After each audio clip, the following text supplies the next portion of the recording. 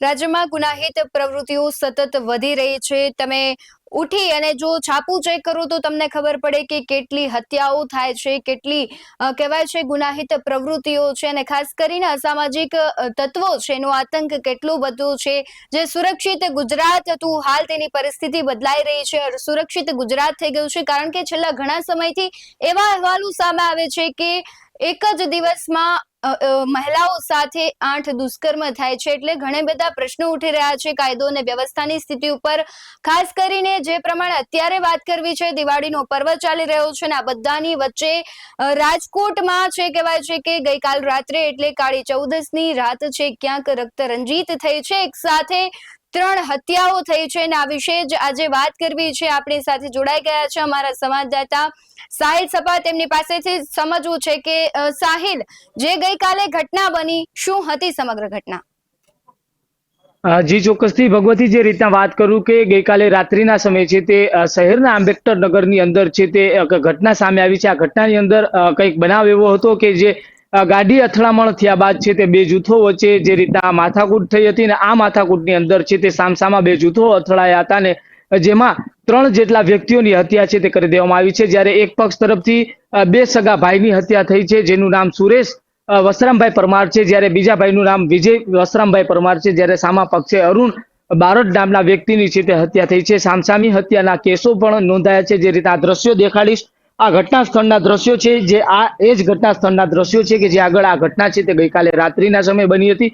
સૌપ્રથમ જે રીતે આ ઘટના બની ત્યારથી વિગતવાર આપને વાત સમજાવવાનો પ્રયાસ છે તે હું કરીશ કે જે ઘટના સામે આવી છે તેમાં જે રીતના વાત કરીએ કે પહેલા તો છે તે ગાડી અથડાવા બાબતે છે તે માથાકૂટ થઈ હતી ને ત્યારબાદ જે રીતના માથાકૂટ છે તે ઉગ્ર બનતા જ એકબીજા સાથે જે રીતના અથડામણ થઈ હતી ને તેમાં 3 જેટલા વ્યક્તિઓના છે તે મોત નીપજ્યા હતા।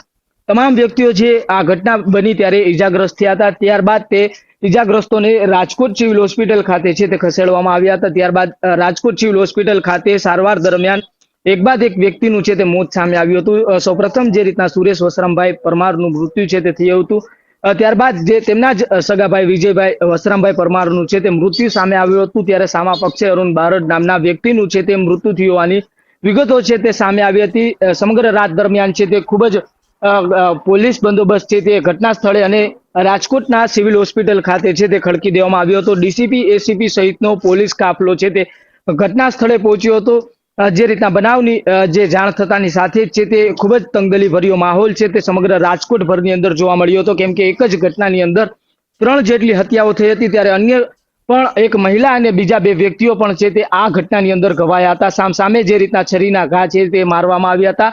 આ જે છરીના ઘા મારવામાં આવ્યા તેમાં 2 જેટલા વ્યક્તિ હજુ પણ સારવાર લઈ રહ્યા છે। અન્ય એક મહિલા પણ ઘવાયા હતા અને 3 જેટલા વ્યક્તિની છે તે આ ઘટનાની અંદર અત્યાર સુધીમાં હત્યા છે તે સામે આવી છે। જી ભગવતી। જી સાહેબ, જે પ્રમાણે તમે દ્રશ્યો બતાવ્યા તેના પરથી આપણે લાગે છે કે ખૂબ રક્ત રંજીત આખી ઘટનાઓ હતી। 3 વ્યક્તિના મોત થઈ ગયા છે, પરંતુ સવાલ એ છે કે આ ઘટના ક્યારે થઈ, પોલીસ ક્યારે ઘટના સ્થળે પહોંચી હતી?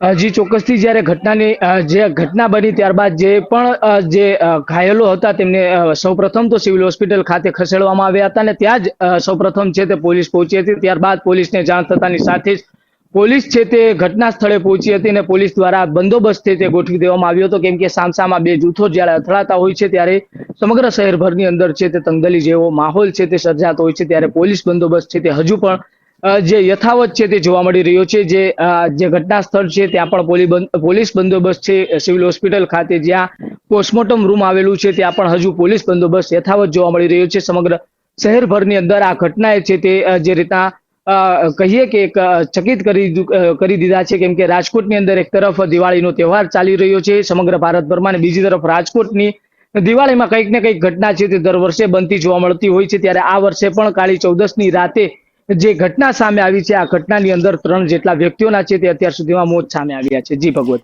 જે પ્રમાણે સાહિલે કહ્યું કે આખી ઘટના છે એ થઈ હતી, ઘટના સ્થળના દ્રશ્યો બતાવવાના પ્રયાસ કર્યા, એ પરથી આપણે અંદાજ લગાવી શકીએ કે આખી ઘટના છે કેટલી હદે ક્રૂર થઈ હશે કે 3 વ્યક્તિઓ એકબીજાને મારી નાખે છે। એક વ્યક્તિ છે બંને વ્યક્તિની હત્યાનો પ્રયાસ કરે છે અને ત્યારબાદ તેમની પણ હત્યા કરી નાખવામાં આવે છે। એટલે કે દિવાળી રાજકોટ માટે ખૂબ ઘાતક રહી છે અને આપણે અવારનવાર જોતા હોય છે કે રાજકોટમાંથી એવી ઘટનાઓ આવે છે કે નાની એવી બાબતમાં હત્યાઓ કરી નાખવામાં આવે છે। એક માણસની માનસિકતા પર સવાલ ઉઠે છે કે માણસમાં ધીરજ જેવું કશું રહ્યું નથી અને કાયદો અને વ્યવસ્થાની સ્થિતિ પર પણ અનેક સવાલો ઉઠે છે. પરંતુ સૌથી પહેલા એ સવાલ ઉઠે છે કે નાની નાની વસ્તુમાં એકબીજાની હત્યા કરી નાખવી આ કેટલું યોગ્ય કહેવાય? તમને શું લાગી રહ્યું છે આખી ઘટનાને લઈને? જે પ્રમાણે અમારા સહયોગીએ દ્રશ્યો બતાવ્યા કે જે ગાડી છે તેના પર પ્રેસ લખેલું હતું, એટલે હવે તો જ્યારે પોલીસ તપાસ કરશે ત્યારે ખબર પડશે કે આ ગાડી કોની હતી અને જે પ્રમાણે જે ત્રણેય વ્યક્તિઓ છે એકબીજાને મારી નાખ્યા છે, ઘાતકી હત્યા થઈ છે, તેનું ખરેખર કારણ શું હતું? કારણ કે નાની એવી બાબતમાં હત્યાઓ થઈ છે.